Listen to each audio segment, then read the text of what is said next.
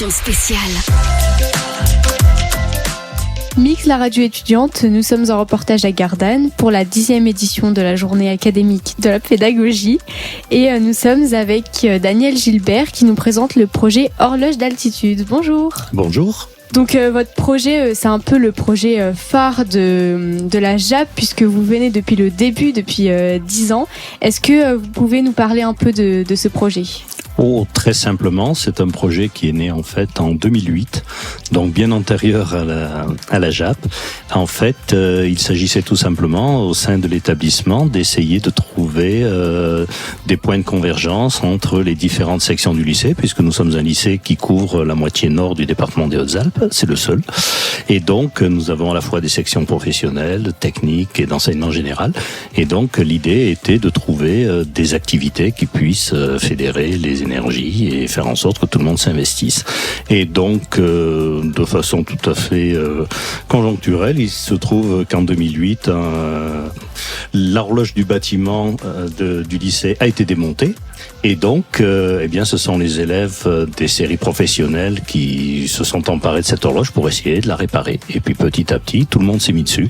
Les professeurs d'histoire, les professeurs de maths, de physique, les séries technologiques, etc. Sur le site, il est écrit que c'est dans la thématique de s'ouvrir au monde et d'ouvrir au monde. Selon vous, pourquoi est-ce que ce serait important ? Important d'abord pour les élèves de s'ouvrir au monde, c'est-à-dire d'aller vers les autres.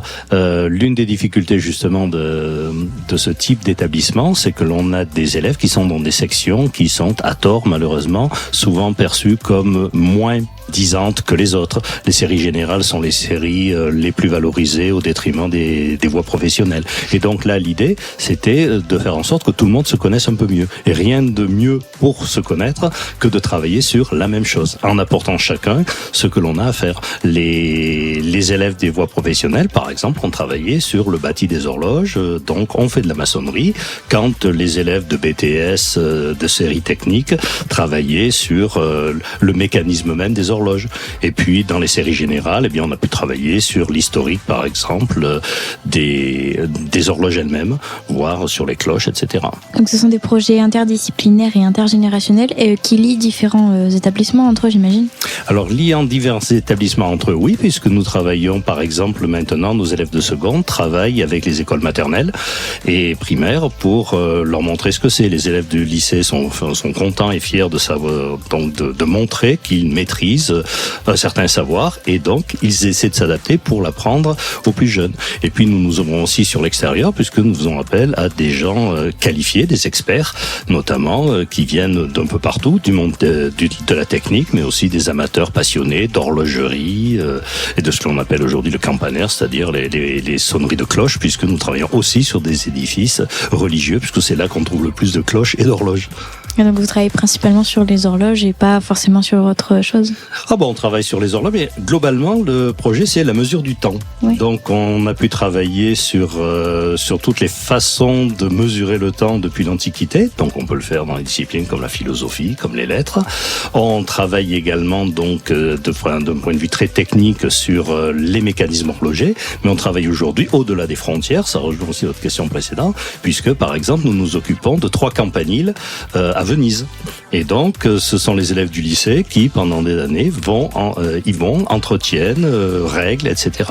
On travaille aussi avec d'autres lycées de l'académie, par exemple le lycée Jean Perrin de Marseille, nous fournit des pièces que nous ne pouvons pas fabriquer chez nous. Le lycée de Cluse en Haute-Savoie nous fournit aussi un certain nombre de choses, puisqu'ils ont des séries techniques qui leur permettent de faire ce dont nous avons besoin. Vous avez parlé de Venise, vous faites des voyages Erasmus peut-être ? Alors non, nous n'en avons pas pour l'instant dans l'établissement. Il y en a eu, il y en aura peut-être encore un jour, mais oui, tout à fait.